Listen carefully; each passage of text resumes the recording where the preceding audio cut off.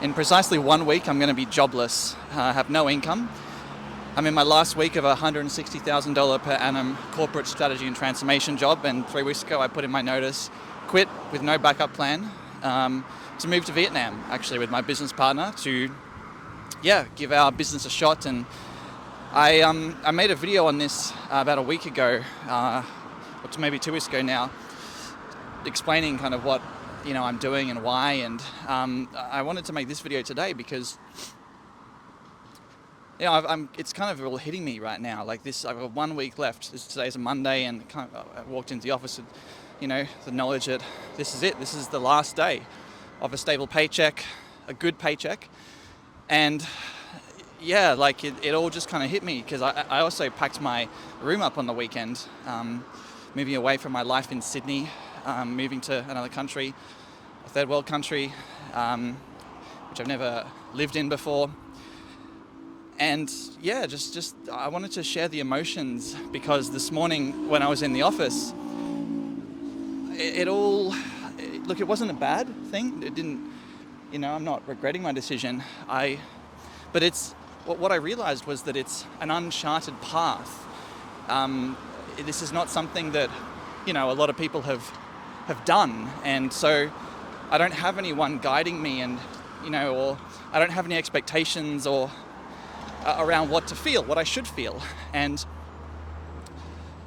I just wanted to share what I'm feeling because when I was in the office this morning, I was looking at my computer, looking at my laptop, doing my work, and just thinking, fuck, like this is literally it. There's no more. There's no more coming into this office. There's no more getting a paycheck. There's no more Sydney. There's no more stability. It's all up to me now. And that's kind of a scary thought because you don't realize what you have until it's taken away or until you remove it. And some of the things that I realize that I have are not just a steady paycheck, but also kind of like an externally imposed purpose. Corporate, even though I've really hated my job for the last year or so, and it's just drained the fuck out of me, it's also given me a reason to get up in the morning. And not that my business is not going to be a reason to get up in the morning, but that externally imposed purpose, good or bad, is there, and it creates a psychological safety net in a way. And I was reading up some forums. Actually, it was on Facebook. I was like a Facebook group about digital nomads in Vietnam, and there was this one guy who I didn't look this up. It just kind of popped up, and it kind of triggered all this thinking. But the guy was posting like, "Hey, I only have 3 months left of money, and does anyone have any good recommendations for jobs that I can do?" And this overwhelming sense of like, not negativity or despair, but this overwhelming sense of realization that, like, fuck me, my whole life is in my hands, and if I fuck this up, then there's no safety net. Like in corporate, you can essentially hide. You can hide in like.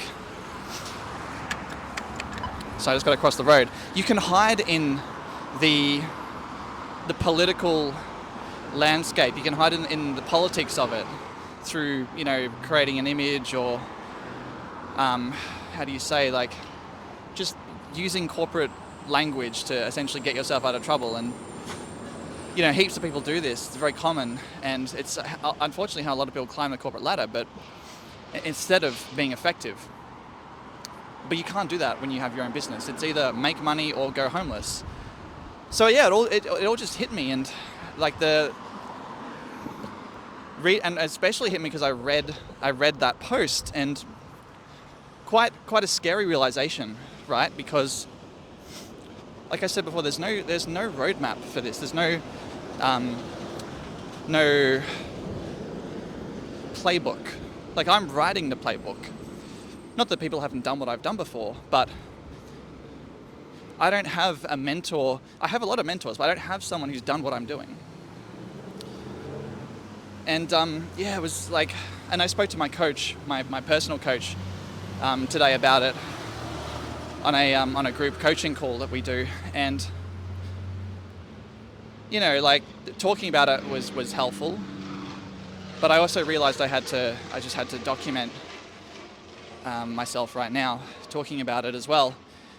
I find these videos are actually quite therapeutic in a way. It's kind of like a way for me to externalize my thinking and externalize what's going on inside to help me deal with what's going on in my life at any given time. So, what am I feeling? Let me try and articulate it for you guys. I don't want to use the word despair, but when I read that post by this guy, I just thought, like, I kind of saw myself, and it was an old version of me, I suppose, reading that and seeing myself in it and thinking, fuck, like, what if this doesn't work? What if I ended up in that situation? What if I can't make any money? What if I'm stuck in a third world country that, you know, maybe I get sick, I've got no money, and, you know, I've always got my parents who I can fly back to Australia and live with if worst comes to worst, but it's still not an ideal situation, obviously, but it's still scary because, you know, basically since the age of 18, I left home and I've been independent and I've been, figuring stuff out myself. And yeah, this will be the first time I have no stable income. So, yeah, you know, one of the things I really want to do, and actually my coach Dim helped me today, so thank you, Dim, if you're watching this, just by getting me to talk, but I remembered that, so I've got this kind of 10-year life plan, right, that I've documented. It's like a 23-page document, and I will make a video on it one day, maybe in a few weeks actually, because I really want to share it, but in this plan, the first thing that I've got written down is my purpose. What is my purpose in life? And it's taken me about 2 years to get that purpose articulated to the level of clarity that it is now. And about a year ago, what I landed on was like personal autonomy was my purpose. In other words, everything about my life needs to kind of lead towards attaining personal autonomy. And with some recent reflection that I've done based on all the entrepreneurial work that I did in 2024, like growing $150,000 in 3 months, and helping grow this business, I realized yes, personal autonomy is important, but there's got to be something beyond that. Like, for example, if in 10 years' time I've, let's say, achieved personal autonomy in all facets, you know, I'm 40 years old with a family, kids, and that I feel like I'm living that, then what? You know, like, sure, I can continue to do everything to retain that personal autonomy, but what I realized, and that's where my new articulation of my purpose has come into fruition, it's about carving a pathway for personal autonomy. And that's why I'm making these videos and I'm forcing myself to document the journey, because I want to create and craft a pathway to personal autonomy for others. And me kind of going on this journey, quitting corporate, leaving Sydney, beautiful city, beautiful country, Australia, and moving to a developing country to try and build a business and create personal autonomy for myself is, like, in a way, like the purest articulation, the purest realization of that purpose. And so by doing this, I'm truly and utterly living my purpose. I'm documenting, I'm creating, I'm carving a pathway for personal autonomy for myself, but also something that others can follow and potentially even aspire to. By aspire to, I mean, learn from my journey, because I'm creating a pathway that I currently don't have for myself. I don't have someone else who I'm watching right now who is doing the thing that I am doing, leaving Sydney, moving to Vietnam and starting a business. So yeah. So my coach Dim got me to, I just kind of like reflected and spoke out loud to him, and I reminded myself of that purpose. And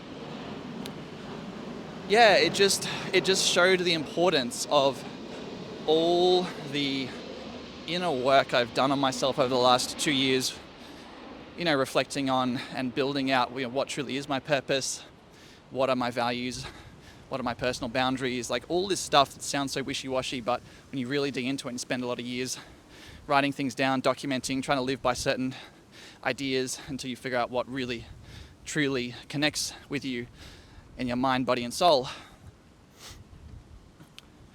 Yeah, like I kind of figured it out. So I figured out that by doing this, I'm living the way I want to live. So, Dim helped me reflect, and in that reflection, I really realized that you've got to keep this positive stuff in the forefront of your mind. And like I said, I've done the work over the last 2 years, so I know what to do, but it is a constant battle to continuously reinforce this stuff. Because when I read that post this morning, a part of my old self, I guess, came to the surface, and it's like, what if? Fuck, am I doing the right thing? But on the flip side, if I think about, well, what does life look like? What does life look like if I stay in corporate? If I stay in this job in particular, if I stay in Sydney, and if I do the math on it, in the last 10 years, wages have fucking barely risen. In the last 4 years in Sydney, rental properties or just property in general has literally doubled. It's fucking insane. When I first moved to Sydney in 2021, I was looking at renting a 1-bedroom studio for $450 per week, close to the city. And now, in 2025, March 2025, that same property is going to go for like $800-900 per week. And if you work for a year in a corporate entity, they might bless you with a 6% raise if you hit all your targets. Like, how fucked is that? Like, it's just not sustainable. So what does life look like in Sydney in 10 years? It looks like getting royally fucked in every way, getting poorer and poorer. Let me just cross the road, guys. Yeah, it looks like getting poorer and poorer, despite the fact that you're working harder, and it's like you're getting pushed out further and further from the city because you can't afford to be close to it. In a corporate job that you have to spend most of your waking hours doing. And it's very unfulfilling. So yeah, it's so tying this all back right to the initial kind of opening point I was making about how it's all hitting me right now, right? Like, it's the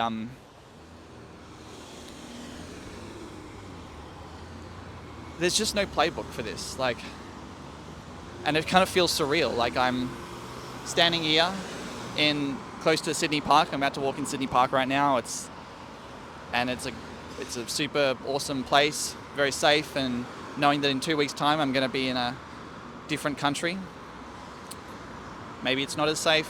I think it's pretty safe from all the research I've done, but there's just a lot that the West does give you that's really good, really positive. And yeah, I'm leaving it, and I'm choosing to leave it. I'm not being forced out. It's a choice. So I think the fact that I'm choosing to do it makes it even weirder, right? Because, like, who would leave this great city, So anyway, just wanted to share my thoughts, guys. It's it's an interesting time. So hopefully this was valuable, and stay tuned for more. I'm just going to be continuing to share the journey, share the feelings, share what's going on in my mind, and hopefully this is useful to someone one day. Thanks. See you guys.